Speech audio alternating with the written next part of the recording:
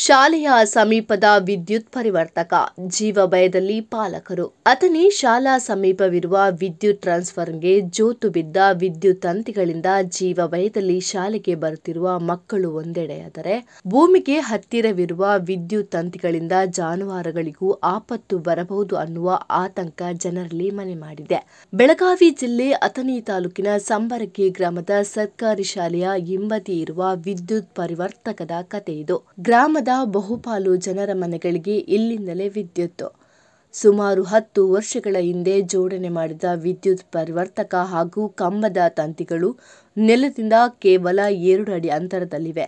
ಇದರಿಂದ ಜಾನುವಾರುಗಳಿಗೆ ಆತಂಕ ಎದುರಾಗಿದೆ. ಕೈಗೆಟುಕುವ ಅಂತರದಲ್ಲಿರುವ ವಿದ್ಯುತ್ ತಂತಿಗಳಿಂದ ಅವಘಡಗಳ ಬಗ್ಗೆ ಈಗಾಗಲೇ ಸ್ಥಳೀಯರು ಅಧಿಕಾರಿಗಳ ಗಮನಕ್ಕೆ ತಂದರೂ ಎಸ್ಕಾಂ ಇಲಾಖಾ ಅಧಿಕಾರಿಗಳು ಸ್ಪಂದಿಸುತ್ತಿಲ್ಲ ಎಂಬ ಆರೋಪ ಕೇಳಿಬಂದಿವೆ. ಸಾರ್ವಜನಿಕ ವಲಯಗಳಲ್ಲಿ ಅನಾಹುತಕ್ಕೆ ಆಹ್ವಾನ ನೀಡುತ್ತಿರುವ ವಿದ್ಯುತ್ ತಂತಿಗಳ ಬದಲಾವಣೆ ಅನಿವಾರ್ಯವಾಗಿತ್ತು. ಎಸ್ಕಾಂ ಇಲಾಖೆ ಅವಘಡಕ್ಕೂ ಮುನ್ನ ಎಚ್ಚೆತ್ತುಕೊಂಡು ಸಮಸ್ಯೆ ಬಗೆಹರಿಸುತ್ತಾ ಅನ್ನೋದನ್ನು ಕಾದು ನೋಡಬೇಕಾಗಿದೆ. ವರದಿ Mallikarjun N, Janata times 7 news, Athani.